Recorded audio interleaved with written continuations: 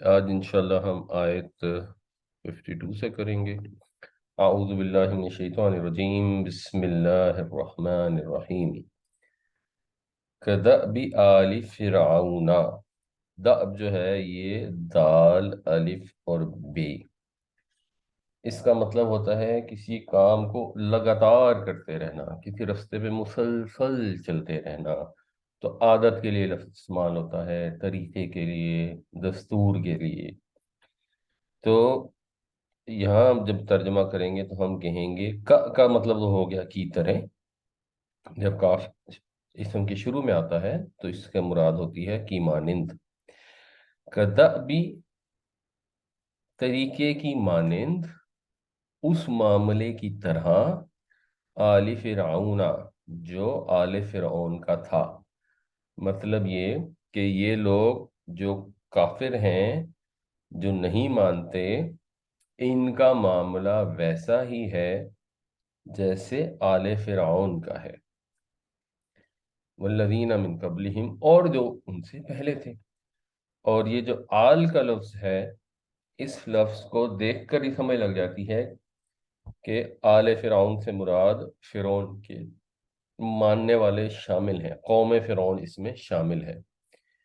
تو اس کا صرف مطلب اولاد نہیں ہوتا، ویسے اوریجنل اس کا میننگ اولاد ہی ہے۔ تو فرعونیوں کے ساتھ بھی ایسا ہی ہوا، اور ان سے پہلے والوں کے ساتھ بھی۔ کفروا بآیات اللہ، انہوں نے انکار کیا اللہ کی آیتوں کا۔ فأخذهم اللہ بذنوبہم، تو اخذ کر لیا انہیں، پکڑ لیا انہیں۔ ہم ہو گیا مفعول، فاعل ہے اللہ جس کے اوپر رفع ہے، تو پکڑ لیا انہیں اللہ نے۔ کیوں پکڑا؟ بِذُنُوبِهِمْ، ان کے گناہوں کے سبب سے، ان کے گناہوں کی پاداش میں۔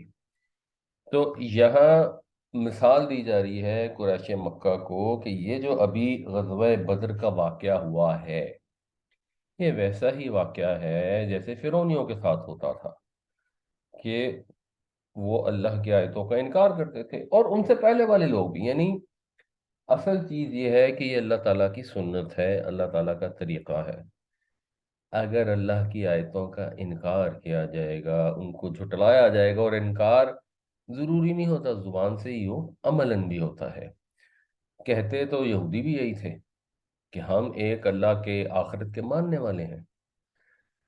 جو آخرت کا ماننے والا ہو، جیسے ابھی یہ فاروق صاحب نے سوال کیا کہ اگر وہ اللہ سے ڈرتا تھا تو عمل کیوں نہیں کرتا تھا، جو جینوئنلی آخرت کا ماننے والا ہو، یہ ممکن ہے کہ آخری رسول دنیا میں تشریف لائے اور پوری قوم ان کا انکار کر دے۔ تو یہ عملاً انہوں نے اللہ کی آیتوں کا انکار کر دیا۔ ان کی کتابوں میں آلریڈی یہ موجود تھا کہ نبی کریم صلی اللہ علیہ وسلم اللہ کے آخری پیغمبر ہوں گے، اس علاقے میں آئیں گے، تبھی تو آ کے مدینہ میں آ کے رہائش پذیر ہو گئے تھے۔ اور جب انہوں نے قرآن سنا تو ظاہر سی بات ہے ان کو بھی سمجھ لگ گئی۔ اور کافروں نے، جو مشرکین مکہ تھے، انہوں نے بھی انکار کیا، آخر انہوں نے تو زبانی بھی انکار کیا۔ یہودیوں نے قرآن کا زبانی انکار کیا، اپنی کتاب کا زبانی انکار نہیں کیا، لیکن عملاً اپنی کتاب کا بھی انکار کیا۔ تو جب اللہ کی آیتوں کا لوگ انکار کرتے ہیں، اور پھر خاص طور سے اگر رسول ان میں تشریف لے آئے، تو اللہ تعالیٰ انہیں پکڑ لیتا ہے۔ اب اپیرنٹلی یہ وہ والی پکڑ بتائی جا رہی ہے جس سے قوموں کو وارن کیا جاتا ہے، جو بعثت کے دور کے ابھی اندر ہوتی ہیں، جب آخری آسمانی عذاب یا اللہ کے رسول کے ساتھیوں کے ذریعے جو آخری عذاب ہے وہ نہیں آتا۔ جیسے فرعون کے کیس میں مختلف عذاب بیچ میں آتے رہے، کیونکہ جو دوسرا والا عذاب ہے وہ آیت نمبر 54 میں اس کا ذکر آئے گا، وہاں الفاظ فرق ہیں۔ یہاں پر آیا ہے کہ انہوں نے آیتوں کا انکار کیا، وہاں پہ ہے انہوں نے جھٹلا دیا، یعنی ایک سٹیپ آگے کی بات ہوئی ہے۔ یہاں آیا ہے فَأَخَذَهُمُ اللَّهُ، پکڑ لیا ان کو اللہ نے، وہاں آیا ہے ہلاک کر دیا اللہ نے ان کو۔ آخری عذاب کا وہاں پر ذکر ہو رہا ہے، اور جب اللہ کا رسول آ جائے تو یہ تو ہونا ہی ہے، لیکن جب اللہ کا رسول دنیا میں موجود نہ ہو، ایون دین اللہ تعالیٰ کا طریقہ تو یہی ہے نا جب اللہ کی آیتوں کا انکار کیا جائے گا اللہ تعالیٰ کچھ ڈھیل دے سکتے ہیں، پھر اللہ تعالیٰ پکڑ لیں گے، دنیا میں ہی پکڑ لیں گے، ورنہ آخرت میں تو ڈیفینیٹلی انسان پکڑا جائے گا۔ تو یہ قریش کو توجہ دلائی جا رہی ہے کہ بھائی فرعونیوں کے ساتھ بھی یہی ہوا تو تمہارے ساتھ فرق کیوں ہوگا؟ اور جب ہم قرآن شریف پڑھتے ہیں تو ہمیں بھی اس سے توجہ حاصل کرنی چاہیے کہ اگر یہودیوں کے ساتھ ایسا ہوا، جو ویسے تو مسلمان تھے لیکن انہوں نے جانتے بوجھتے حق کا انکار کر دیا، چاہے زبان سے چاہے عمل سے، تو ہمارے ساتھ بھی پھر جو یہودیوں کے ساتھ ہوا یا ہوگا یا جو ان کا انجام ہے، ہم ان کے انجام سے کیسے فرق ہوں گے؟ یہ تو اللہ تعالیٰ کا طریقہ ہے۔ ان اللہ قوی، بے شک اللہ تعالیٰ قوت والا ہے۔ اللہ تعالیٰ کسی کو پکڑنا چاہے تو وہ پکڑ سکتا ہے۔ آج کسی سپر پاور نے کہیں پر حملہ کرنا ہو تو اس کو 100 سوال پیدا ہوں گے کہ اچھا جی اگر ہم نے یہاں حملہ کر دیا کیا اس کا ریاکشن ہو سکتا ہے، کیا جوابی حملہ ہو؟ اللہ تعالیٰ کے کیس میں تو ایسی کوئی چیز نہیں ہے۔ اس لیے لوگ کیوں اس خوش فہمی میں اور غلط فہمی میں رہتے ہیں کہ ہم غلط کام کرتے رہیں گے، اللہ کی آیتوں کو جھٹلاتے رہیں گے، انکار کرتے رہیں گے، اور ہمیں اللہ نہیں پکڑے گا؟ وہ کیوں نہیں پکڑے گا؟ وہ پکڑ سکتا ہے، اس کے پاس چیز کی قوت ہے، شدید العقاب، اور وہ سخت پاداش والا ہے، سخت سزا دینے والا ہے۔ بار بار اللہ تعالیٰ کو بتا رہا ہے کہ وہ سخت سزا دینے والا ہے۔ تو یہ الفاظ ان اللہ قوی شدید العقاب، ان کے اوپر تو ہم رکھ دیں ہاتھ، تو یہ پڑھے نہ جائیں، یا پڑھ لیں تو ان کا مطلب ہی نہ پڑھیں، سمجھیں ہی نہ، اور یہ پڑھ لیں کہ اللہ رحمان ہے رحیم ہے، تو یہ پھر اپنے آپ کو بیوقوف بنانے والی بات ہے، کیونکہ اللہ تعالیٰ رحمان و رحیم بھی ہے اور اللہ تعالیٰ سخت پکڑ والا بھی ہے۔ تو ہم وہ کام کریں جس کے ذریعے اس کی رحمت کے مستحق بن سکے، اور ان کاموں سے بچیں جن سے ذریعے اس کی سزا ہمارے تک آنے کا اندیشہ ہو۔ اللہ تعالیٰ ہمیں نیک عمل کی توفیق عطا فرمائے، اور اللہ تعالیٰ ہمیں اپنی رحم والی صفتوں کے مطابق ہماری زندگیاں کر دے، آمین۔ کذاب آل فرعون والذین من قبلہم کفروا بآیات اللہ فأخذہم اللہ بذنوبہم ان اللہ قوی شدید العقاب۔ ایسا ہی معاملہ جیسے فرعون کے ساتھ ہوا اور ان سے پہلے والوں کے ساتھ ہوا کہ انکار کیا انہوں نے اللہ کی آیتوں کا، تو پکڑ لیا ان کو اللہ نے ان کے گناہوں کی پاداش میں۔ بے شک اللہ تعالیٰ قوت والا ہے، سخت سزا دینے والا ہے۔ ذالکہ، اب ذالکہ ہوتا ہے اس میں اشارہ، اور عام گفتگو میں جب ہم ذالکہ کا ذکر کرتے ہیں کسی کا تو ذالکہ سے مراد ہوتی ہے وہ، ٹیکسٹ میں جب ذالکہ آتا ہے تو اس کا مراد ہوتی ہے وہ بات جو پیچھے گزر چکی۔ تو اردو میں وہ بات جو پیچھے گزر چکی ہے اس کے لیے لفظ استعمال کیا جاتا ہے یہ، تو ترجمہ پھر ہم یہ کریں گے یہ، ویسے لفظی ترجمے میں اس کا مطلب ہے وہ۔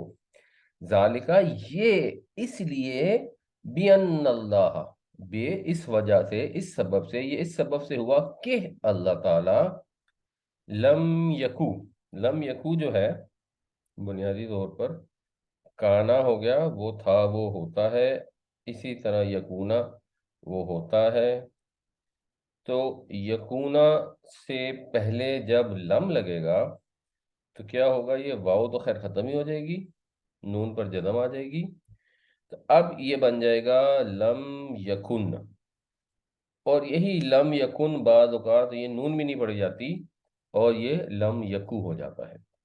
تو نہیں ہے اللہ، مطلب یہ ہے کہ ان اللہ لم یکو، اللہ تعالیٰ ایسا نہیں ہے، اللہ تعالیٰ ایسا نہیں کرتا، اللہ تعالیٰ ایسا نہیں کرنے والا۔ کیسا نہیں کرنے والا؟ مغیرن، مغیر، اب مغیر کو اگر آپ دیکھیں گے تو آپ کو ایک سٹرکچر فیل ہوگا۔ پہلی بات یہ فیل ہوگی کہ یہ شاید کسی ایسے باب سے ہے جس کے اندر شد آتی ہے، جیسے باب تفاعل یا باب تفعیل، اور دوسری بات یہ فیل ہوگی کہ یہ فائل کا وزن ہے، کیونکہ ثلاثی مجرد مزید فی جو یعنی 3 حرفوں سے زیادہ والے جتنے باب ہوتے ہیں ان میں یوں ہی ہوتا ہے، مسلم جس نے اسلام قبول کیا، مسلم پھر مفعول ہوگا اس کا اگر مفعول بنتا ہو اس سے، معلم جو تعلیم دیتا ہے، معلم جس کو تعلیم دی جائے، ملزم جو الزام لگاتا ہے، ملزم جس کو الزام لگایا جائے۔ تو مغیر جو ہے یہ آپ کو دیکھتے ہی فیل ہونا چاہیے کہ یہ فاعل ہے۔ اس کو ہمیشہ تھوڑا سا غور کیا کریں، گرامر ایکچولی عربی کی دیکھنے میں مشکل لگتی ہے، لیکن اگر آپ اس کو دیکھیں تو اتنی سائنٹیفک ہے کہ 3 حرفوں کے علاوہ جو ابواب ہوتے ہیں ان سب میں فاعل کا وزن اس طرح کا ہوتا ہے، زیر سے آپ پہچان سکتے ہیں مغیر۔ اور جو 3 حرفوں والے ہوتے ہیں وہ تو ویسے ہی فاعل کے وزن پہ ہی ہوتے ہیں سارے، ضارب، ناصر، ایٹسٹرا۔ تو یہ ہے باب تفعیل۔ باب تفعیل باب افعال کی طرح کرنے کو کرانے کے مفہوم میں عام طور پہ بدل دیتا ہے۔ خرجہ وہ نکلا، اخرجہ اس نے نکالا۔ خرجہ کا مطلب یہی ہوتا ہے اس نے نکالا، لیکن اخرجہ اور خرجہ میں فرق یہ ہوتا ہے کہ اخرجہ ہوتا ہے اس نے نکالا، یعنی ایک آدمی تھا اس نے اس کو نکال دیا، یہ ہو گیا اخرجہ، ون ٹائم ایونٹ۔ اور خرجہ کا مطلب ہوتا ہے اس کو بار بار نکالا۔ یہ پھر عام طور پہ جب حدیث کی تحقیق کرتے ہیں اور چیک کرتے ہیں کہ حدیث صحیح ہے کہ نہیں، تو وہ اس کو بار بار مختلف جگہوں سے اس کو نکال نکال کے دیکھتے ہیں۔ اس کے لیے پھر تخریج استعمال ہوتا ہے، کیونکہ جو باب تفعیل ہے اس کے سارے جو مصدر ہیں وہ تفعیل کے وزن پر آتے ہیں۔ جیسے تعلیم، اب یہ اردو میں استعمال کرتے ہیں۔ تقدیر، تصویر، تصویر کیا ہوتی ہے؟ صورا یصور تصویرن، صورا اس نے صورت گری کی، یصور وہ صورت گری کرتا ہے، تصویر صورت گری۔ صورت گری کرنے والا کون ہے؟ مصور۔ جس کی گئی وہ کون ہے؟ مصور۔ تو اسی طرح غیر یغیرو سے جو غیر کا لفظ ہم اردو میں استعمال کرتے ہیں، تو غیر کا مطلب ہوتا ہے مختلف ہونا، علیحدہ ہونا، کچھ اور ہونا، غیر ملکی، دوسرے ملک والا۔ اس سے پھر باب تفعیل بنتا ہے، غیر یغیر تغییرن۔ اور اردو میں ہم باب تفاعل کا اس میں لفظ استعمال کرتے ہیں تغیر۔ اب تغیر سب کو معلوم ہے کہ تغیر کا مطلب بھی مختلف ہونا ہوتا ہے۔ تو تغییر جو ہے، یعنی اس کا جو فائل ہو گیا مغیر، اس کا مطلب ہے کہ اہتمام سے کرنا، یعنی غیر کرنا، مختلف کرنا، کسی کو چینج کرنا۔ تو چینج جو ہے نا وہ فوراً نہیں ہوتی، وہ ذرا بار بار کر کے ایک وقفے سے، ایک عرصے میں ہوتی ہے، اس لیے باب تفعیل استعمال ہوا۔ تو اللہ تعالیٰ یوں نہیں کہ وہ چینج کر دے نعمتن، کسی نعمت، کس نعمت کو؟ انعامہا، جو اس نے انعام کی۔ اب یہ ویسے باب افعال ہے۔ تو وہ نعمت جو اس نے انعام کی، علی قومن، کسی قوم پر، اللہ تعالیٰ اس کو چینج نہیں کرنا دیتا۔ ایک قوم تھی، چلے یہودی تھے، حضرت ابراہیم علیہ السلام کی اولاد تھی، وہ حضرت یوسف کے بھائی تھے، وہ ٹھیک ہو گئے، وہ نیک ہو گئے، وہ اچھے ہو گئے، تو اللہ تعالیٰ نے ان کو حضرت یوسف کے ساتھ ملا دیا، ان کو نعمتیں عطا کر دیں۔ اب نعمتیں چینج ایسے ہی نہیں ہو جائے۔ اسی طرح اگر کسی کے پاس کچھ نہیں ہے، کوئی اپنی حرکتوں کی وجہ سے برے حالوں میں پہنچ گیا ہے، اب وہ چینج کرنا چاہ رہا ہے، تو ایسے چینج نہیں ہو جاتی۔ اللہ تعالیٰ کا ایک طریقہ نہیں ہے کہ آپ نے کہا یا اللہ دشمن کی توپوں میں کیڑے پڑیں، تو پتہ لگا اگلے دن دشمن کے سارے اسلحہ خانے سے تباہ ہو گئے اور آپ کے پاس آٹومیٹکلی ساری دنیا کی ٹیکنالوجی آ گئی۔ یوں نہیں ہوتا، کیا کرنا پڑتا ہے؟ حتی یغیرو، یہ یغیرو یہی والا ہے، غیرہ یغیرو، یغیرو وہ چینج کرتا ہے، یغیرون وہ سب چینج کرتے ہیں، حتیٰ کی وجہ سے نون ختم ہو گئی، یہاں تک کہ وہ چینج کریں ما بھی انفسہم، اس چیز کو جو ان کے نفسوں کے ساتھ ہے، جس کا تعلق ان سے ہے۔ تو آپ کو دنیا میں بھی یہ آپ چیز ملاحظہ کرتے ہیں، ایک عام انڈیویجول نے اگر اپنے حالات بدلنے ہیں، ایک آدمی ہے وہ بے روزگار ہے، اس کے پاس کھانے کو نہیں ہے، اس کی بہنیں ہیں جس کی اس نے شادیاں کرنی ہیں، اب وہ پریشان ہے، تو نتیجہ کیا نکلا؟ اس نے سوچا چلو جی میں خودکشی کر لیتا ہوں، جا کے مر گیا۔ اب جا کے جو خودکشی کر لی تو اس سے کیا ہوگا؟ بہنوں کی شادیاں ہو جائیں گی، ظاہر سی بات ہے کچھ بھی نہیں ہوگا، ہمیشہ کے لیے اس کے بعد جہنم میں چلتا رہے گا اس گناہ کی پاداش میں۔ کرنا کیا چاہیے آج کے دور میں؟ اٹ از سو، اگر اگزامپل کو دیکھیں نا، اگزامپل بہت ہی سادہ ہے کہ کیسے افسوس کی بات ہے، کیسی جہالت کی بات ہے کہ آج کے دور میں ایک نوجوان ہے، اس نے جو بھی تعلیم حاصل کی ہے، اس کے بعد وہ کہتا ہے کہ جی میرے پاس پیسے نہیں ہیں تو میں کچھ کر نہیں سکتا، یا میں چوری کروں گا یا میں خودکشی کروں گا۔ حالانکہ اگر ایک آدمی کمپیوٹر اٹھائے، اس کے ساتھ انٹرنیٹ کا کنیکشن ہو، جو تقریباً اب آلموسٹ سارے نوجوانوں کے پاس موبائل فون وغیرہ اور انٹرنیٹ تو ہوتا ہے، ویسے کھانے کو پیسے نہ ہو، ڈیٹا ان کے پاس ہوتا ہے، تو اگر موبائل فون اٹھائے یا کمپیوٹر ایک لے کو پرانا کسی سے مانگ کے لے لے بے شک، اور اس کے اوپر بیٹھ کے انٹرنیٹ کے اوپر کچھ کرنے کی کوشش کرے، اگر وہ جان مارے اپنی، لٹرلی 1 سے 2 سال کے اندر وہ ہزاروں ڈالر مہینے کے کما سکتا ہے وداؤٹ لیونگ ہز ہاؤس، یا خاتون ہے تو کما سکتی ہے، بالکل اس کو کچھ نہ آتا ہو، وہ ساتھ ساتھ اپنی اسکل امپروو کرتا جائے اور ساتھ ساتھ کچھ سیکھتا جائے، اور ایسی کئی مثالیں ہیں آپ کو مل جائیں گی، جن میں خواتین ہیں گھر بیٹھی ہیں، ویسے کوئی کام نہیں کرتی، لیکن پرابلم کیا ہے، اس کے لیے فوکس کرنا پڑتا ہے، آرگنائز ہونا پڑتا ہے، محنت کرنی پڑتی ہے، ایفرٹ کرنی پڑتی ہے، اپنے آپ کو تبدیل کرنا پڑتا ہے۔ جب تک انسان اپنے آپ کو چینج نہیں کرتا، اس کے حالات چینج ہونا بہت مشکل ہے۔ اچھا، انڈیویجول کے کیس میں تو یہ ہو سکتا ہے، انڈیویجولز کا رول فرق ہوتا ہے، قوموں کا رول فرق ہوتا ہے۔ انڈیویجول کے کیس میں یہ ہو سکتا ہے کہ ایک انسان نے کوئی کوشش نہیں تو پتہ لگا جی کہ اس کا کوئی پرانا کوئی رشتہ دار فوت ہو گیا جس کی وصیت اس کو آ گئی یا وراثت آ گئی اور اس کے پاس پیسے آ گئے، پتہ لگا اس کا کوئی پردادا تھا جس کی کوئی جائیداد تھی، کسی نے اس سے پہلے نہیں کیا تھا، پھر کسی کو خیال آیا، انہوں نے سارے بندے اکٹھے کیے، ان سے پاور آف اٹارنی لی اور وہ جائیداد بیچ دی، کیونکہ اس چیز کو 70 سال گزر گئے تھے تو جائیداد اربوں کی ہو گئی تھی، تو وہ کٹ کٹ آ گئے، اس کیس میں بھی وہ کروڑوں روپے آ گئے، یہ تو ممکن ہے۔ قوموں کے کیس میں یہ نہیں ہوتا، اللہ تعالیٰ کا ایک سسٹم ہے، جن کو وہ نعمتیں عطا کرتا ہے ان سے وہ چھینتا نہیں جب تک وہ ایسی حرکتیں نہ کرے، اور جن کو نعمتیں نہیں ملی ہوتی ان کو بے وجہ کی نعمتیں دیتا نہیں جب تک وہ اپنے آپ کو تبدیل کرنے کے لیے راضی نہ ہو۔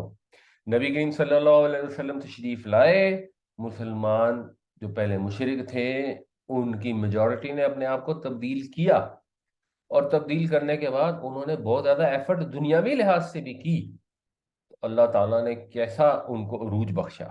یہی نوح علیہ السلام کے ساتھ لوگ آئے تھے، تو ان کی جو میجورٹی تھی اس نے اپنے آپ کو تبدیل نہیں کیا، 950 سال نوح علیہ السلام انہیں تبلیغ کرتے رہے، انہوں نے نہیں کیا تبدیل اپنے آپ کو، تو جب نہیں کیا تو ان کو اوپر تو انعام نہیں ہوا۔ یوں نہیں ہے کہ ایک رسول آئے تو اس پہ اللہ نے انعام کر دیا، ایک رسول پہ نہیں کیا، اللہ تعالیٰ نے ایک سسٹم بنایا ہوا ہے، لوگوں کے اندر انٹینشن ہونی چاہیے، ول ہونی چاہیے حق بات کو قبول کرنے کی، ان کے اندر ایفرٹ کرنے کی خواہش ہونی چاہیے۔ جان ماریں گے زندگی کے اندر تو سب کچھ حاصل ہوگا۔ اگر آج ہمارے ملک کے حالات خراب ہیں تو ٹھیک ہے، کچھ چیزیں آپ کی ڈومین میں نہیں ہے، ان کو تو آپ کچھ نہیں کر سکتے، آپ کا کام ہے اپنی ڈومین میں ایفرٹ کرنا، لیکن ہم سب ٹانگ پہ ٹانگ رکھ کے بیٹھے رہیں، واٹس ایپ پہ میسیجز کرتے رہیں، میمز دیکھتے رہیں، اور صبح اور شام بیٹھے ٹی وی دیکھتے رہیں یا اس کے اوپر ڈسکشن کرتے رہیں، کام کرنے کو ہم تیار ہی نہ ہو۔ یہی ایک قوم تھی ملیشیا، اب ملیشیا نے تو کسی سے لڑائی لڑوئی نہیں کی، ملیشیا کے پاس تو ایٹم بم نہیں تھا، انہوں نے کیا کیا، انہوں نے کہا چلو جی ہم ذرا محنت کرتے ہیں، مہاتیر محمد آیا، اس نے اپنی قوم کو کہا ذرا صحیح طریقے سے کام کرو، وہ مان گئے۔ ایک ملک تھا سنگاپور، یعنی وہ اتنا چھوٹا تھا اور ایسا بیماریوں سے بھرا ہوا جزیرہ تھا کہ جب وہ ملیشیا سے علیحدہ ہونے کی ان کو ہوئی تو ملیشیا نے خوشی خوشی اس کو کہا کہ یار اس سے تمہاری جان چھڑو، کیا غربت کا مارا ہوا ہے۔ وہاں وہ لی کوان جو بھی اس کا نام تھا وہ آیا، قوم نے اس کی بات مان لی، آج 22 کروڑ کی آبادی کا جو جی ڈی پی ہے وہ کم ہے، اور وہ 40-45 لاکھ کی آبادی کا چھوٹا سا ملک ہے جس کے اندر کوئی وسائل نہیں ہے، کوئی تیل نہیں نکلتا، کوئی وہاں پہ ہیرے جواہرات نہیں نکلتے، سونا نہیں نکلتا، فصلیں نہیں ہوتی، کچھ بھی نہیں ہے، ہی کچھ نہیں، ڈنکی جتنا ملک ہے، چھوٹی سی آبادی ہے، اس کا جی ڈی پی پاکستان سے زیادہ ہے، ہماری ایکسپورٹ پتہ نہیں 20 بلین ڈالر ہے کہ کتنی، اس کے پتہ نہیں کتنے 100 بلین ڈالر ہے، تو وہ ابھی ہماری آنکھوں کے سامنے ہے، 50 سال پہلے یا 45 سال پہلے وہ برے حالوں میں تھا، تو وہ کیسے چینج ہو گیا؟ وہ ایسے چینج ہوا کہ انہوں نے اپنے آپ کو چینج کیا تو اللہ تعالیٰ نے ان کی نعمت کی حالت بھی تبدیل کر لی۔ وَأَنَّ اللَّهَ سَمِيعٌ عَلِيمٌ، اور اللہ تعالیٰ سب سنتا ہے، سب جانتا ہے۔ قوموں کے معاملے میں جب اللہ تعالیٰ ان کو اختیار اقتدار دیتا ہے تو اب ان کے حالات و واقعات کا مسلسل آبزرویشن کر رہا ہے، وہ دیکھ رہا ہے، وہ سن رہا ہے، وہ جانتا ہے وہ کیا کر رہی ہیں، کس رستے پہ جا رہی ہیں، پھر ان کا جو انجام دنیا میں ہوتا ہے وہ اسی بیسس پہ ہوتا ہے۔ انڈیویجولز کے معاملے میں اللہ تعالیٰ نے ایک تقسیم اپنی حکمت کی تحت رکھی ہے، کسی کو امیر کسی کو غریب بنایا، لیکن وہاں پر بھی جو آخرت کا معاملہ ہے وہ وہاں پر بھی یہی ہے کہ وہاں نعمتیں انہی کو ملیں گی جنہوں نے اپنے آپ کو تبدیل کیا ہوگا، اپنے آپ کو ان نعمتوں کا حقدار بنایا ہوگا۔ ذالک بان اللہ لم یکن مغیرا نعمتا انعمها علی قوم حتی یغیروا ما بانفسہم وان اللہ سمیع علیم۔ یہ اس وجہ سے ہوا کہ اللہ تعالی نہیں بدلتا اپنی نعمت کو جو وہ کسی قوم پر انعام کرتا ہے، یہاں تک کہ وہ بدل ڈالے اس چیز کو جس کا تعلق خود اس سے ہے۔ بے شک اللہ تعالیٰ سننے والا ہے، جاننے والا ہے۔ کدأب آل فرعون والذین من قبلہم، ان کے سامنے وہی معاملہ ہے جو آل فرعون اور ان سے پہلے والوں کے ساتھ ہوا، یعنی ایک چیز تو ہو چکی ہے، اخذناہم، اللہ نے پکڑ لیا ان کو غزوہ بدر کے آگے۔ اگلا بھی سچویشن یہی ہے، کذبوا بآیات ربہم، آل فرعون نے اور ان سے پہلے والے دوسرے ظالم لوگوں نے کیا کیا؟ اللہ کی آیتوں کو، اپنے رب کی آیتوں کو جھٹلا دیا۔ فَأَهْلَكْنَاهُمْ، تو ہم نے ہلاک کر دیا ان کو۔ ہلک یہلکو کا مطلب ہوتا ہے وہ ہلاک ہوا، اور اہلک یہلکو کا مطلب ہو گیا باب فعل سے اس نے ہلاک کیا۔ تو مہلک جو ہوتا ہے وہ ہلاک کرنے والا ہوتا ہے۔ فَأَهْلَكْنَاهُمْ، پس ہم نے ہلاک کر دیا ان کو، بذنوبہم، ان کے گناہوں کی پاداش میں۔ وَأَغْرَقْنَا آلَ فِرْعَوْنَ، اور ہم نے غرق کر دیا آل فرعون کو۔ وَكُلٌّ كَانُوا ظَالِمِينَ، اور وہ سب کے سب ظالم تھے۔ یعنی یہ نہیں ہوا کہ اللہ تعالیٰ نے بس ان کو غرق کر دیا، ایک تو کسی کی ڈیتھ آنی ہے تو کسی نے فوت ہونا ہی ہے تو اس کے لیے تو کوئی بھی سلسلہ ہو سکتا ہے، یہ تو ہو گیا کہ انڈیویجول کیس۔ لیکن فرعونیوں کو جو غرق کیا گیا، ان کو جو ہلاک کیا گیا، یہ ان کے گناہوں کے سبب ہے، ان کے ظلم کے سبب ہے۔ اللہ تعالیٰ کسی کے ساتھ ذرہ برابر بھی ظلم نہیں کرتا، یہ ظلم انہوں نے کیے تھے اور ان ظلموں کی انہوں نے خود سزا پائی۔ اب مشرکین مکہ اگر سبق نہیں سیکھیں گے تو ان کے ساتھ بھی یہ ہو سکتا ہے کہ ان کو سب کو غارت کر دیا جائے۔ وہ پھر اللہ کا شکر ہے، اللہ نے توفیق عطا فرمائی تو بہت سارے مشرک آہستہ آہستہ آہستہ آہستہ مسلمان ہو گئے، اور جو مسلمان نہیں بھی ہوئے تھے اب مکہ میں رہتے ہوئے بھی ان کے اندر اسلام کے لیے نرمی پیدا ہونی شروع ہوگی، اور ایونچولی جب نبی کریم صلی اللہ علیہ وسلم نے فتح مکہ کی جس میں بمشکل 4-5 لوگ مارے گئے، تو جب حضور نے ان کو معاف کر دیا تو ان کی میجورٹی فوراً مسلمان ہوگی، ورنہ وہ یہ بھی کر سکتے تھے کہ وہاں سے نکل جاتے، چھوڑ کر چلے جاتے، جو چند گنتی کے لوگ چھوڑ کر گئے بھی۔ كدأب آل فرعون والذین من قبلہم كذبوا بآیات ربہم فأہلکناہم بذنوبہم وأغرقنا آل فرعون وَكُلٌّ كَانُوا ظَالِمِينَ۔ ان کے ساتھ وہی معاملہ ہے جو فرعونیوں کے ساتھ تھا اور ان سے پہلے والوں کے ساتھ، جھٹلایا انہوں نے اپنے رب کی آیتوں کو، پھر ہم نے ہلاک کر دیا انہیں ان کے گناہوں کی پاداش میں، اور ہم نے غرق کر دیا فرعونیوں کو، اور وہ سب کے سب ظالم تھے۔ نہ بے شک، شرت دوابی، اب یہ مرکب اضافی ہے۔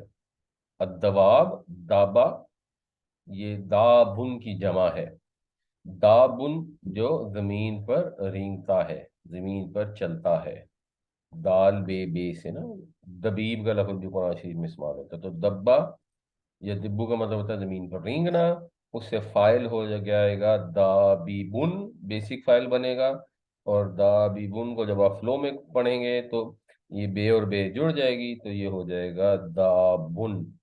دابن سے پھر پلورل مونس بنتی ہے دابتن.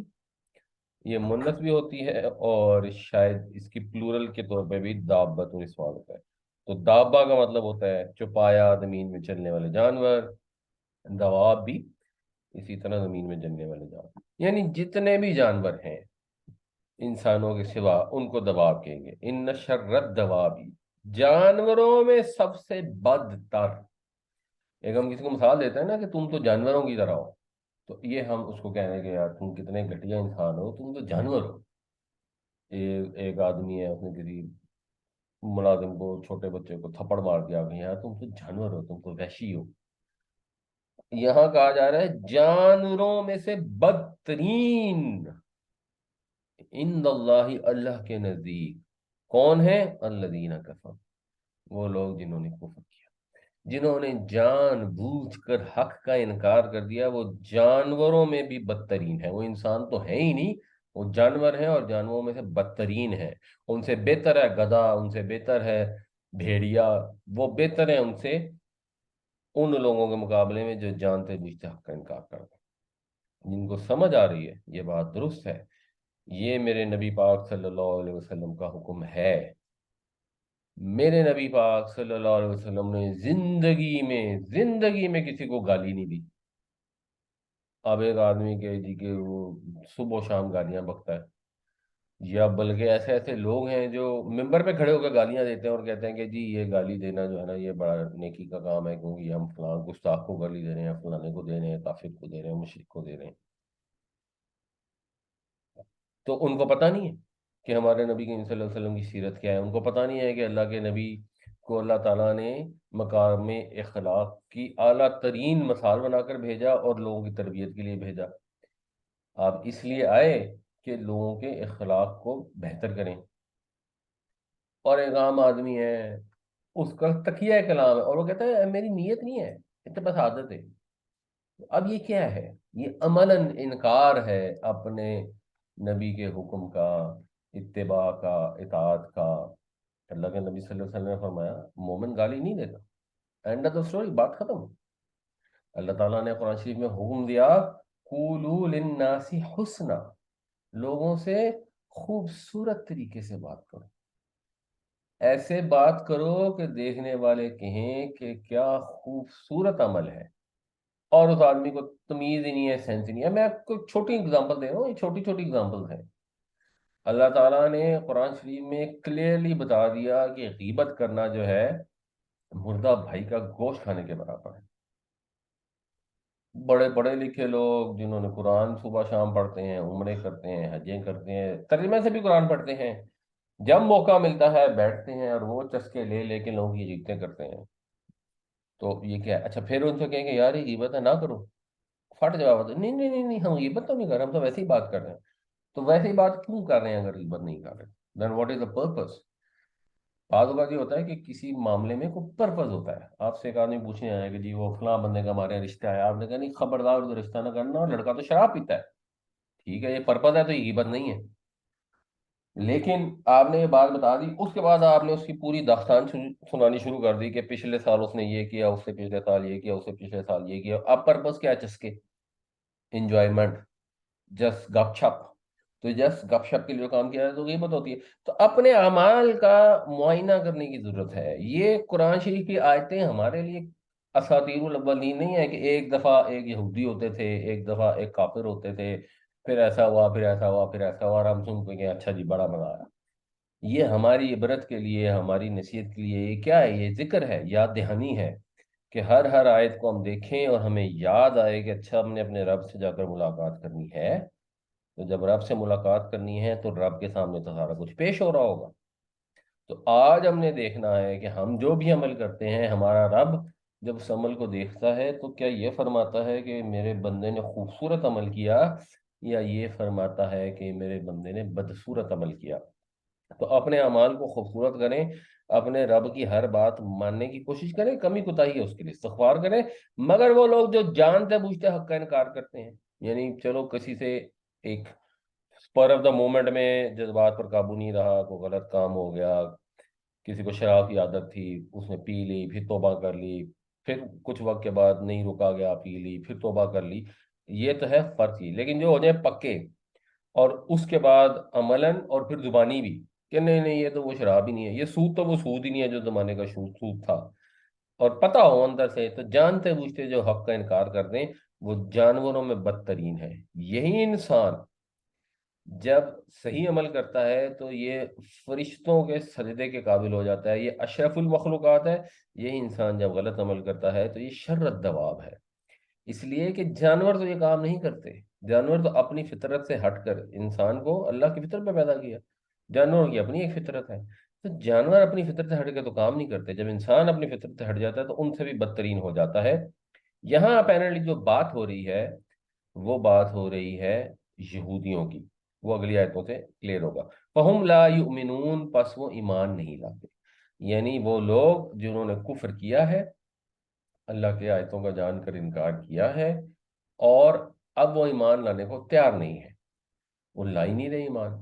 اور یہودیوں کو اچھی طرح معلوم تھا کہ نبی کریم صلی اللہ علیہ وسلم اللہ کے رسول ہیں، آخری رسول ہیں، مگر وہ ایمان بھی نہیں لائے. ان کے ساتھ معاہدے کیے، ان کو توڑتے رہے، اور مسلسل ان کے خلاف سازشیں کرتے رہے.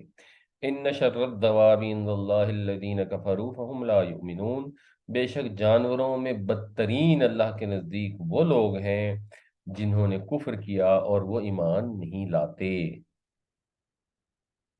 الذین، وہ جو، آہدت منہم،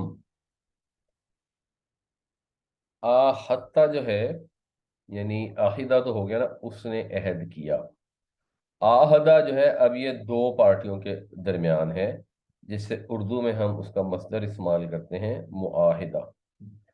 دو پارٹیاں آپس میں جب کوئی عہد کرتی ہیں تو اس میں انڈیویجول کے لیے بھی بات ہو سکتی ہوتی ہے. تو آہدہ، اس نے عہد لیا، مطلب یہ ہوگا دوسری پارٹی سے عہد لیا.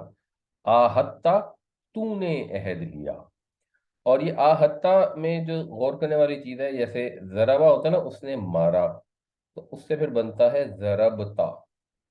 ضربتا ہوتا ہے تو نے مارا.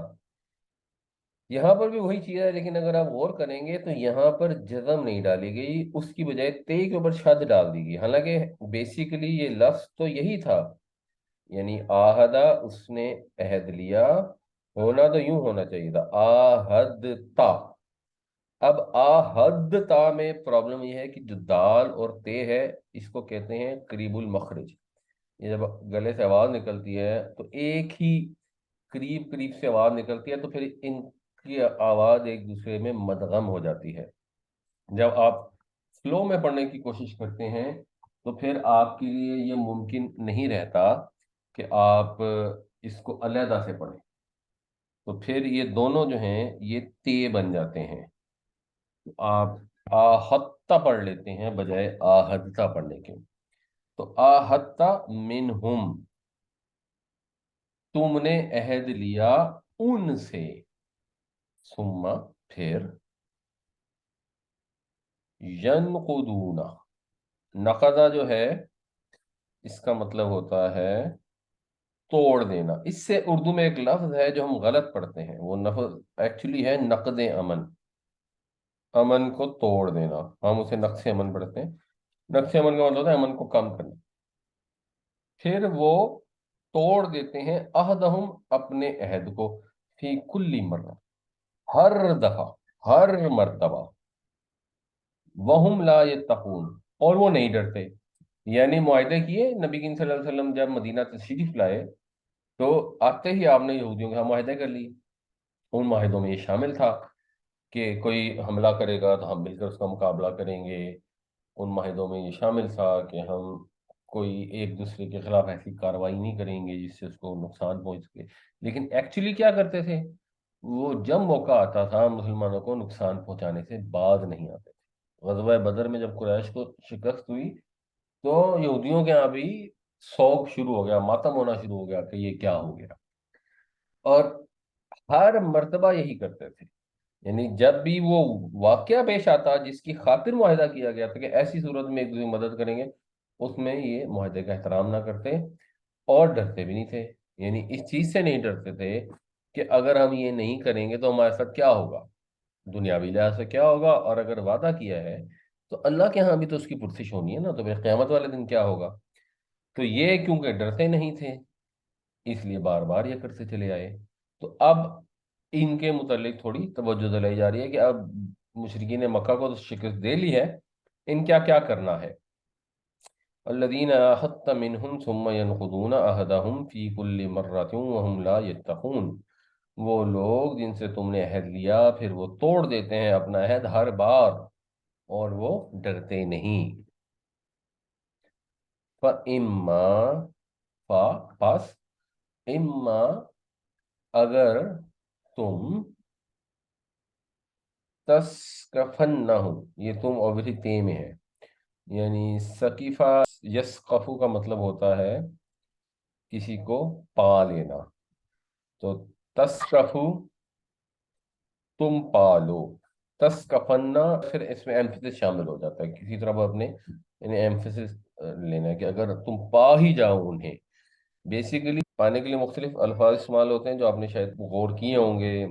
وجدہ، وجدنا، ہم نے اپنے آباء و اجداد کو پایا، کسی چیز کو موجود دیکھنا جس میں کوئی ایفرٹ وغیرہ نہیں کی جاتی۔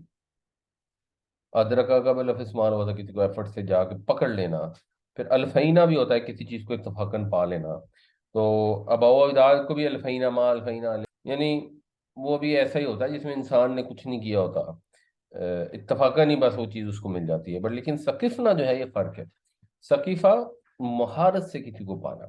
تو جنگ میں جب کسی کو پایا جاتا ہے یا تو گھات لگا کر انہیں حاصل کرتے ہیں یا پراپر ایک لشکر لے کر جاتے ہیں، تو اس میں ایک مہارت کا عنصر، ایک ایمفیسس شامل ہے۔ پھر اس کے بعد یہ نون مشدد بھی آ گیا تو اس سے بھی ایمفیسس ہو گیا۔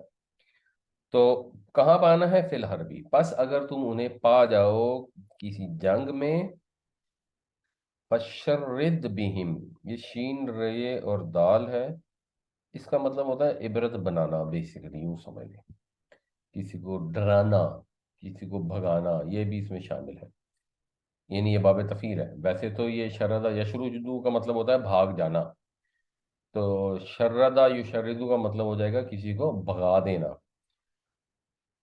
تو شرد ہو گیا اس کا فعل امر، فشرد بہم، تو بھگا دو ان کے ذریعے، من خلفہم، انہیں جو ان سے پیچھے ہیں۔ مطلب یہ ہے کہ ان کو ایسی سزا دو، ایسا عبرت کا نشان بناؤ کہ جو ان کے پیچھے ہیں لعلہم یذکرون، وہ نصیحت پکڑیں، ان کے ہوش ٹھکانے میں آ جائیں۔ یعنی یہ ہے نا زال کاف اور ری، اس کا تو مطلب ہو گیا ذکر یذکرو، یاد کرنا۔ اس سے پھر باب تفاعل ہوتا ہے تذکرہ یتذکرو، اور جو یتذکرو ہے وہ یذکرو بھی استعمال ہوتا ہے۔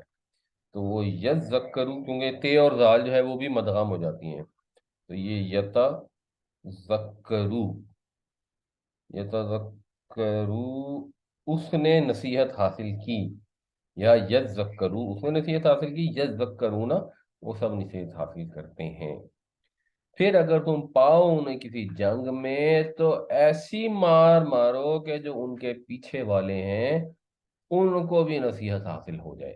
یعنی یہ جو یہودی ہیں یہ پردے میں چھپ کے کر رہے ہیں جو بھی کر رہے ہیں، ان کا ارادہ نہیں ہے تم سے جنگ کرنے کا۔ اگر یہ جنگ میں کبھی تمہارے سامنے آئیں، یعنی اب مشرکین سے ایک میجر جنگ ہو گئی، حق باطل واضح ہو گیا، اب آگے مسلمانوں کو آئیڈیا ہو گیا تھا کہ اب اللہ ہمارے ساتھ ہے، اور اب آپ کئی ایسے مار کے پیش آئیں گے، اور اللہ تعالیٰ بھی ساتھ ان کی تعلیم فرما رہے ہیں کہ اگر آگے ایسی چیزیں ہوں تو تم نے کیا کرنا ہے۔ یہ یہودی ہیں، اس جنگ میں یہ ساتھ نہیں آئے لیکن انہوں نے اپنے وعدے توڑے ہیں، یہ بدترین ہیں جانوروں میں سے جو ان کی حرکتیں ہیں، جانتے بوجھتے انہوں نے اللہ کے رسول کو نہیں مانا، تم سے وعدے کرتے ہیں ان کو ہر بار توڑ دیتے ہیں، ہو سکتا ہے کل کو تمہارے خلاف کسی میدان جنگ میں بھی آ جائے۔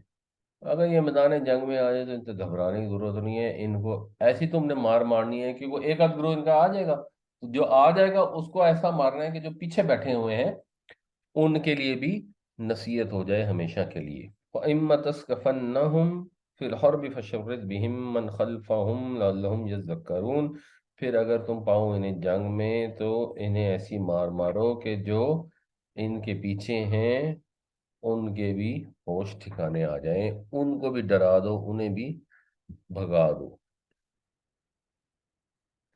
وَإِمَّا، اور اگر، تخافن، یہ اب اس میں جو الف ہے نا، یہ وہ باب مفاعلہ یا تفاعل والی نہیں ہے، یہ اس کا اپنا پارٹ ہے خوف کا۔ خے و فیس ہوتا ہے خافا یخافو، سمیع یسمو کی بدل پہ ہے۔ تو یخافو وہ ڈرتا ہے، تخافو تو ڈرتا ہے، تخافنا تو بہت ہی ڈرے۔ یہ اس میں پھر ایمفسس، اگر تمہیں بہت ہی ڈر پیدا ہو جائے، من قومن کسی قوم سے، خیانتن خیانت کا، یعنی انہوں نے وعدہ توڑ دیا ہے، اب پکا پتہ لگ گیا، ویسے یہ نہیں ہو سکتا کہ آپ کا کسی قوم سے معاہدہ ہے تو آپ ایسے ہی جب دل چاہے معاہدہ توڑ دیں، نہیں، آپ نے اس معاہدے کو نبھانا ہے۔ لیکن اگر بہت اندیشہ پیدا ہو، یعنی ایسے پکے پروف مل جائیں جن سے پتہ لگ جائے کہ یہ اپنے وعدے کو توڑ رہے ہیں، اگر یہودیوں کی جو سازشیں ہیں اب وہ ثابت ہو جائیں، تو پھر انہوں نے جو بھی سازش کی ہے اس کا جو بھی انجام بنتا ہے، فم بز الیہم، تو پھینک دو ان کی طرف، اللہ سوائن، برابری کی بنیاد پر، سوائن خط صفا، مساوات، یہ سب اسی سے نکلتے ہیں، مساوی جو اردو میں استعمال ہوتے ہیں، تو برابری کی بنیاد پر اسی طرح تم بھی ان کی طرف عہد پھینک مارو۔ پتہ لگا کہ وہ انہوں نے کسی سازش کے ذریعے تمہارے کسی بندے کو مروا دیا، تم بھی اب جا کے انہیں مار سکتے ہو، تم برابر کا جو اقدام ہے وہ ان کے خلاف کرنے کے مجاز ہو۔ اللہ سوائن کا مطلب ہے کہ یہ نہیں کہ انہوں نے ایک بندہ مارا تم ان کے 100 مار دو، یہ نہیں ہو سکتا، سیم لیول کے اوپر اسی قسم کی ان کو سزا دی جائے گی، اور اس سے زیادہ اب اس کا یہ مطلب نہیں ہے کہ تمہیں کوئی شک پیدا ہو گیا اور خود ہی گھر بیٹھے فیصلہ کر لیا کہ مجھے شک ہے تم معاہدہ توڑ دو گے تو تم کو توڑ دو، کیونکہ پھر اللہ سوائن کا لفظ نہیں آ سکتا۔ مسئلہ ہے کہ انہوں نے کوئی ایسی حرکت کی ہے جس سے معاہدہ ختم ہو گیا ہے، تو ٹھیک ہے، پھر جو انہوں نے حرکت کی ہے تم بھی معاہدے کو پھینک دو اور اس لیول کا ہی ان کے ساتھ ان کو سزا دو۔ ان اللہ لا يحب الخائنین، بے شک اللہ تعالیٰ خیانت کرنے والوں کو، بدہدی کرنے والوں کو پسند نہیں کرتا۔ یعنی یہ ان کے ساتھ جب آپ نے بری الذمہ ہونا ہے تو اس لیے بھی ہونا ہے کہ اللہ تعالیٰ بھی ان سے بری الذمہ ہے، اللہ کو نفرت ہے ان سے، تو ہم نے ان سے محبت کر کے کیا کرنی ہے جو وعدے توڑ دیتے ہیں۔ تو اس سے یہ چیز تو کلیئر ہے کہ کچھ لوگوں نے ساتھ ترجمہ یہ کیا کہ تمہیں شک پڑ رہا ہے نا تو تم ان سے وعدہ توڑ دو، حالانکہ یہ الٹ مطلب ہو جائے گا، کیونکہ پھر تو آپ خیانت کر رہے ہوں گے۔ آپ نے کسی سے معاہدہ کر لیا، معاہدے کے لحاظ سے مثال کو آپ نے 10 سال جنگ نہیں کرنی، پھر آپ نے خود ہی کہا کہ اچھا جی ہمیں شک پڑا کہ کہیں آپ ہم سے جنگ نہ کر لیں تو چلیں پھر ہم شروع کر دیتے ہیں، یعنی ہمیں شک پڑا کہ آپ وعدہ نہ توڑیں تو ہم توڑ دیں، یعنی یہ تخافنا میں جو ایمفیسس ہے اور اللہ تمائن سے کلیئر ہو رہا ہے کہ مسلمان نے اپنے وعدے نبھانے ہیں، مسلمان خیانت نہیں کرتا۔ مسلمان مثلا جو ہمارے یہاں ہوتا رہا کہ آپ نے اوپر سے کہا کہ ہم تو جی کشمیر میں کوئی مداخلت نہیں کر رہے، اندر سے آپ کراتے رہے، آپ نے وہ جو کارگل کا والا واقعہ بھی ہو گیا، ماننے سے انکار کر دیا ہمارے کو، یہ مسلمانوں کے کام نہیں ہے۔ مسلمان خیانت نہیں کرتا، کوئی قوم خیانت کرتی ہے تو ٹھیک ہے، پھر اس کو وہ پھر وہ اپنی بے وجہ نبھاتا بھی نہیں رہتا۔ وَإِمَّا تَخَافَنَّ مِن قَوْمٍ خِيَانَةً فَانبِذْ إِلَيْهِمْ عَلَىٰ سَوَاءٍ إِنَّ اللَّهَ لَا يُحِبُّ الْخَائِنِينَ، اور اگر تمہیں خطرہ ہو کسی قوم سے بدہدی کا تو پھینک دو ان کی طرف برابری کی بنیاد پر، اسی طرح ان کا عہد ان کی طرف موڑ دو اسی طرح، بے شک اللہ تعالیٰ بدہدوں کو پسند نہیں فرماتا۔ وَلَا يَحْسَبَنَّ الَّذِينَ كَفَرُوا سَبَقُوا، سبقت لے جانا کیا ہوتا ہے؟ آگے بڑھ جانا، کسی سے آگے نکل جانا، تو مت گمان کریں کافر کہ وہ بھاگ نکلیں گے، کہ وہ سبقت لے جائیں گے، دوڑ کے اندر مثال کے دو لوگ بھاگ رہے ہیں تو جو آگے نکل جائے گا وہ سبقت لے گیا، تو یہ وہ گمان نہ کریں کہ وہ سبقت لے جائیں گے، انہم لا یعجزون، وہ عاجز نہیں کر سکتے۔ یہ عاجز نہ کرنے کا لفظ استعمال بنیادی طور پہ ہوتا ہے جیسے شکاری نکلا جنگل میں ہرن کا شکار کرنے اور وہ ہرن جو ہے اس کے قابو میں نہیں آیا، تو کہتے ہیں کہ آج تو شکار نے مجھے عاجز کر دیا، یعنی قابو سے باہر نکل گیا۔ تو یہ کافر لوگ یہ گمان نہ کریں کہ وہ نکل بھاگیں گے، وہ ہمارے قابو سے باہر نہیں جا سکتے۔ ظاہر سی بات ہے اللہ تعالیٰ کے قابو سے کون باہر جا سکتا ہے؟ جتنی بھی کائنات ہے جتنی بھی مخلوق ہے اس کی حدود کے اندر ہی ہے. کیوں گھر بیٹھے خود ہی سوچتے رہتے ہیں اور خوش ہوتے رہتے ہیں کہ ہم غلط کام کرتے رہیں گے اور خدا کے قابو نہیں آئیں گے. ہم اس کے قابو سے نکل ہی نہیں سکتے تو قابو نہ آنے والی کہاں سے بات آئے گی. وَلَا يَحْسَبَنَّ الَّذِينَ كَفَرُوا سَبَقُوا إِنَّهُمْ لَا يُعْجِزُونَ. اور نہ گمان کریں کافر کہ وہ نکل بھاگیں گے، وہ ہمارے قابو سے باہر نہیں جا سکیں گے. وَأَعِدُّوا لَهُمْ. اب یہ اعدو سے بھی آپ کو نظر آ جائے گا کہ یہ اسلم یسلمو کا جو فعل امر ہوتا ہے نا، اسلم اسلمو، اس طرح کا فیل ہوگا. اور باب افعال ہے، اگر آپ یہ فیل کر لیں تو پھر آپ کو روٹ سمجھ آ جائے گا کہ عین دال اور دال.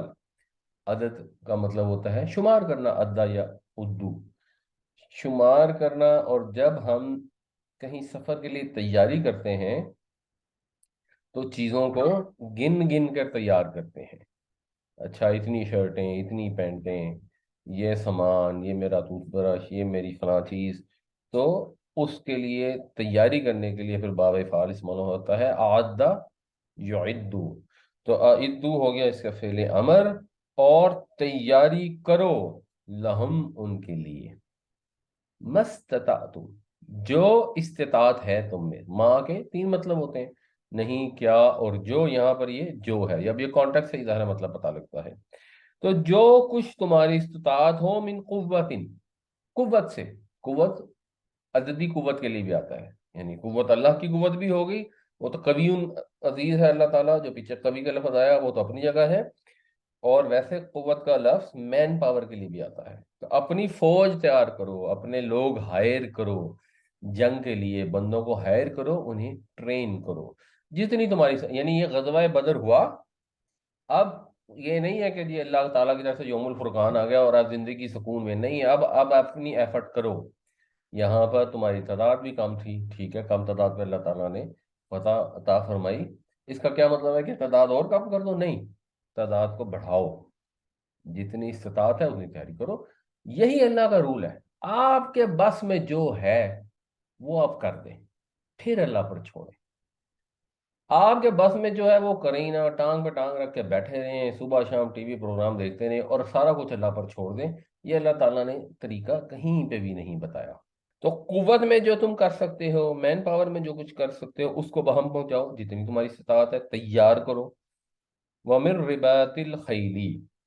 اور رباط الخیل میں بھی، رباط الخیل جو ہے یہ رے بے اور قویں، اس کا مطلب ہوتا ہے کسی چیز کو مضبوطی سے باندھنا. رباطہ یربطو. تو کسی چیز کو مضبوطی سے باندھنے کے لیے الفاظ مال ہوتا ہے، جس سے پھر لفظ رابطہ بھی ہے کہ ہمارے آپس میں رابطے ہوتے ہیں، یعنی ہم ایک دوسرے کے ساتھ اٹیچ ہو جاتے ہیں. رسی کے معنوں میں سمجھ لیں کہ رابطہ ایک رسی کی طرح ہوتا ہے. اور اسی سے ایک لفظ ہے رباط. رباط کا مطلب ہوتا ہے وہ چیز جسے مضبوطی سے باندھا گیا ہو. فورٹیفائیڈ. جو مراکش کا دارالحکومت ہے اس کو انگریزی میں تو رباط کہتے ہیں، لیکن عربی میں وہ رباط ہی ہے. تو یہ ایک تھا 12ویں صدی میں، عبد المؤمن جو ان کا خلیفہ تھا، جب انہیں اسپین پر حملہ کرنا تھا، اس مقصد کے لیے اس نے یہاں پر جہاد کے لیے فوجیں اکٹھی کی تھیں، اور اس نے اس کو ایک رباط بنایا تھا، یعنی چھاؤنی. چھاؤنی وہ جگہ ہوتی ہے جہاں پہ آپ کی فوجیں مضبوط ہو کر اکٹھی ہو جاتی ہیں، اس لیے اس کو رباط کہتے ہیں. آج بھی اس کے عربی میں رباط یا رباط ہی کہتے ہیں. تو رباط الخیلی جو ہے یہ ہے مضبوط گھوڑے. خیل گھوڑا کو کہتے ہیں. تو وہ گھوڑے جن کو خاص جنگ کے لیے تربیت دی گئی ہو. یعنی گھوڑے تو ہر طرح کے ہوتے ہیں نا، جو تانگے کے آگے گھوڑا لگایا جاتا ہے اس گھوڑے کے ذریعے آپ جا کر جنگ نہیں لڑ سکتے. آپ کو لوگ بھی ٹرین کرنے پڑتے ہیں جنگ کی خاطر، اور گھوڑوں کو بھی ٹرین کیا جاتا ہے جنگ کی خاطر. پھر وہ گھوڑے نکلتے ہیں، اور وہ جو سورہ عادیات میں آتا ہے ولادیاتی دبہن فالموریاتی قدحن، کہ وہ صبح صبح نکلتے ہیں اور وہ دشمن کے جو جمع غفیر ہے اس کے اندر جا گھستے ہیں. تو وہ گھوڑوں کو بھی ٹریننگ اور ہمت اور وہ سارا کرنا پڑتا ہے. تو اللہ تعالیٰ کہہ رہے ہیں کہ جنگ کے گھوڑے بھی تیار کرو اور مین پاور بھی تیار کرو، جو تمہاری استطاعت میں ہے وہ تیار کرو. یعنی آج کے دور میں ٹینک تیار کرو، ہوائی جہاز تیار کرو، اپنی پلانڈ آرمی تیار کرو. مسلمانوں کے پاس آرمی ہونی ضروری ہے. کیوں؟ ترہبون بھی، تم ڈراتے ہو اس کے ذریعے. ڈرانے کے لیے بہت سارے لفظ ہیں. رہبہ یا رہبیو کا مطلب ہوتا ہے وہ کسی کی عظمت اور جلال کی وجہ سے جو کبھی تاری ہو جاتی ہے اس کے لیے لفظ استعمال ہوتا ہے. ویسے اس کے لیے خشیت کا لفظ بھی ہے، تقوا کا لفظ بھی ایکچولی ڈرنے سے ہی ہے. تو عربی میں بہت الفاظ ہیں اور قرآن شریف میں بھی میرے خیال ہے کو 5 سے زیادہ الفاظ استعمال ہوئے ہیں ڈرنے کے لیے. تو تم ڈراتے ہو اس کے ذریعے سے عدو اللہ، اللہ کے دشمن کو. یعنی گھوڑے تیار رکھو اس حال میں کہ تم ان کے ذریعے سے ڈرا رہے ہو. یعنی گھوڑوں سے اور قوت سے، فوج سے ہیبت رہے اللہ کے دشمنوں پر، وعدوکم، اور تمہارے دشمنوں پر. یعنی اللہ کے دشمن جو تمہارے دشمن بھی ہیں، کچھ اللہ کے دشمن ہوں گے جن سے ابھی دشمنی نہیں ہے، جن کے ساتھ معاہدے ہوئے ہیں، چلیں دیٹ از آلسو فائن. وآخرین من دونہم، آخر جو ہے اس کا مطلب ہوتا ہے دوسرا، دیگر. آخر جو ہے اس کا مطلب ہوتا ہے لاسٹ، آخری. تو آخرین دوسرے، من دونہم ان کے علاوہ، لا تعلمونہم جنہیں تم نہیں جانتے. یعنی بیسیکلی اس سے مراد یہودی بھی ہیں جو ابھی اللہ کے بڑے وہ بنے ہوئے ہیں کہ جو اللہ کو مانتے ہیں اور تمہارے سے بھی معاہدے کیے ہوئے ہیں. اور اس سے مراد بنیادی طور پر منافقین ہے کہ ان کو بھی روب طاری رہے. منافقوں کا کیا مسئلہ تھا؟ ان کا مسئلہ یہ تھا کہ وہ اس انتظار میں رہتے تھے کہ یہ ادھر کو پنڈولم جاتا ہے یا ادھر کو جاتا ہے، ادھر ہو گئے تو ہم ان کے ساتھ ہو جائیں گے، ادھر ہو گئے تو ان کے ساتھ ہو جائیں گے. چلو تم ادھر کو ہوا ہو جدھر کی، تو دیکھتے ہیں کیا سچویشن ہوتی ہے. تو اب اگر تم نے یہ جنگ میں فتح حاصل کر لی، اب آگے تم ٹریننگ اپنی جاری رکھو، اپنے آپ کو تیار رکھو، تو یہ منافقوں کے اوپر بھی ایک دہشت طاری رہے گی اور یہ بھی اپنی سازشیں کرنے سے باز رہیں گے. تمہیں ان کا معلوم نہیں ہے. منافقین کے متعلق مسلمانوں کو معلوم نہیں تھا. بعد میں غزوہ احد ہوا، اس میں بہت سارے منافقین پہچانے گئے، پھر بھی بہت ساروں کا نہیں پتا تھا.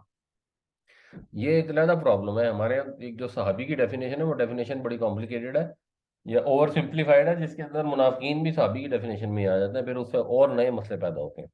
تو تم تو انہیں نہیں جانتے، اللہ یعلمہم، اللہ انہیں جانتا ہے. اللہ کو تو معلوم ہے، اللہ کو تو سب معلوم ہے، ان کے علاوہ اس کے علاوہ بھی دشمن ہے. مثال کے طور پہ جو رومی تھے وہ بھی دشمن. اب غزوہ بدر کے موقع پر تو روم کے بادشاہ سے مسلمانوں کی دشمنی نہیں تھی. ایرانی جو تھے بعد میں ان سے بھی لڑائی ہوئی. تو اللہ تعالیٰ نے یہ ہمیشہ کے لیے نصیحت فرمائی. یہ کہیں اسلام میں نہیں ہے کہ جی ایٹم بم بنانا بڑی بری بات ہے اور صرف امریکہ اور رشیا کا ایٹم بم ہونا چاہیے، باقی غریب ملکوں میں ہونا ہی نہیں چاہیے. اسلام نے ایسی کوئی بات نہیں کی. اسلام تو کہہ رہا ہے بھائی تیار رکھو. ہاں، کسی سے بدعہدی نہیں کرنی، کسی پر ظلم نہیں کرنا. اگر کبھی جنگ کی نوبت آتی بھی ہے تو حتی الامکان خون بہانے سے گریز کرنا ہے، جو نبی کریم صلی اللہ علیہ وسلم کی سیرت سے پتہ لگتا ہے. مگر پریپیئرڈ رہو، اپنی قوت جاری رکھو، بہم پہنچاؤ، ٹریننگ کرو، اپنے فوجیوں کی ٹریننگ کرو، اپنے جو ان کے فوج کے لیے جو چیزیں چاہیے وہ بھی proper up to date, latest modern, جتنی کر سکتے ہو، جتنی استطاعت ہے اتنی رکھو. وَأَعِدُّوا لَهُم مَّا اسْتَطَعْتُم مِّن قُوَّةٍ وَمِن رِّبَاطِ الْخَيْلِ تُرْهِبُونَ بِهِ عَدُوَّ اللَّهِ وَعَدُوَّكُمْ وَآخَرِينَ مِن دُونِهِمْ لَا تَعْلَمُونَهُمْ اللہ یعلمہم. اور ان کے لیے تیار کرو جس حد تک کر سکو فوج بھی اور بندھے ہوئے گھوڑے بھی، تاکہ ہیبت طاری ہو ان کے ذریعے اللہ کے دشمن پر، تمہارے دشمنوں پر، اور ان کے علاوہ دوسروں پر بھی جنہیں تم نہیں جانتے مگر اللہ جانتا ہے. وما تنفقوا من شیء، اور جو کچھ بھی تم خرچ کرتے ہو، انفاق کرتے ہو. ظاہر سی بات ہے اب جب فوجی اکٹھے کرنے ہیں، ان کو ٹریننگ دینی ہے، اوپر سے پھر گھوڑے بھی تیار کرنے ہیں اور ان گھوڑوں سے پھر بار برداری کے کام نہیں لینے ہیں، ان کو جنگ کے لیے تیار کرنا ہے، تو پیسے بھی خرچ کرنے پڑیں گے. جو تم خرچ کرو گے فی سبیل اللہ، اللہ کے راستے میں، یوفا الیکم. اب یہ یوفا بھی باب تفعیل ہے۔ وفا یفی کا مطلب ہوتا ہے وفا کرنا، پورا کرنا، اور تفعیل سے پھر پورا کرنے کی بجائے پورا دے دینے کا مطلب پیدا ہو جاتا ہے۔ وفا یوفی، کسی کو پورا پورا دے دینا، اس سے پھر پیسو وائب بنے گا یوفا۔ جو تم اللہ کی راہ میں خرچ کرو گے یوفا، وہ پورا پورا دے دیا جائے گا، الیکم، تمہاری طرف، یعنی تمہیں لوٹا دیا جائے گا، تمہیں پورا کر دیا جائے گا۔ اور یہ پورا کر دیا جانا جو ہے یہ اللہ کے اصول کے مطابق ہے۔ اللہ کا اصول کیا ہے کہ ایک پیسہ خرچ کرو گے تو اللہ 700 گنا تک اس کا بدلہ دے گا، اور اپنے فضل سے اس سے زیادہ بھی کر سکتا ہے۔ کوئی دھیلا پیسہ ضائع نہیں جائے گا۔ اللہ کی راہ میں جو بھی خرچ کرتے ہیں، چاہے وہ جنگ کی تیاری کے لیے خرچ کرتے ہیں، چاہے ویسے بھی کوئی بھی سبیل اللہ میں تو خیر سب کچھ شامل ہے، تو اللہ کے راستے میں جو بھی خرچ کرتے ہیں، یہاں کانٹیکٹ جنگ کا ہے تو اس لیے جنگ کے معنوں میں ہے، مگر کچھ بھی اللہ کی راہ میں خرچ کرو گے تو وہ ضائع تھوڑی جائے گا، ایسے تھوڑی ہوگا کہ ہم نے کسی کو دے دیا، اپنی زکوٰۃ ہی پوری ادا کر دی تو ہمارا مال گھٹ جائے گا، نہیں گھٹتا، اللہ تعالیٰ دے دیتا ہے۔ اگر کبھی اللہ کی طرف سے آزمائش ہے دنیا میں کچھ کمی بیشی ہو بھی گئی تو آخرت میں کئی گناہ کر کر واپس کیا جائے گا، وانتم لا تظلمون، تم ایسا کوئی زیادتی نہیں ہوگی، کوئی ظلم نہیں ہوگا، کوئی کمی نہیں کی جائے گی۔ یہ تو قرض دے رہے ہو، کسے قرض دے رہے ہو؟ کائنات کے پروردگار کو۔ یہ تھوڑی ہوگا کہ تم نے کائنات کے پروردگار کو قرض دیا اور تمہارا قرض جو ہے وہ کوئی عام ہوتا ہے نا، آپ نے کسی کو پیسے دیے اور پھر آپ کو ہوتا ہے پتہ نہیں واپس ملیں گے نہ ملیں گے، ہے عام جگہ پہ تو انسان کو شک پڑ سکتا ہے۔ آپ نے کسی کو دیا، پتہ لگا وہ اس کی نیت بھی ہے اور وہ فوت ہو گیا، اس کی نیت بھی ہے، اس کے بعد کیپیسٹی نہیں دے رہی ہے، وہ بینکرپٹ ہو گیا، یا اس کی نیت ہی خراب ہے۔ یہاں تو ایسا کچھ بھی نہیں ہے، یہاں تو خالق کائنات کے نام پر خرچ کرنا ہے۔ ہاں، جب بھی پیسے خرچ کریں تحقیق ضرور کرنی چاہیے کہ جینورلی ہے تھوڑی بہت، یہ بھی نہیں کہ اب اتنی تحقیق کرتے رہیں کہ سارا سال سوچتے رہیں کہ اس کو پیسے دوں کہ نہ دوں، اور پیسہ وہیں بینک میں پڑا رہ جائے۔ ایک ریزنیبل تحقیق ضرور کریں، لیکن اس کے بعد دل کھول کر اللہ کی راہ میں خرچ کریں، کیونکہ جب اللہ کی راہ میں خرچ کریں گے تو کوئی کمی نہیں ہوگی، کچھ ضائع نہیں جائے گا۔ وما تنفقوا من شيء في سبيل الله يوفى إليكم وأنتم لا تظلمون، اور جو کچھ بھی تم اللہ کی راہ میں خرچ کرو گے وہ تمہیں پورا کر دیا جائے گا، اور تمہارے ساتھ کوئی کمی نہیں کی جائے گی۔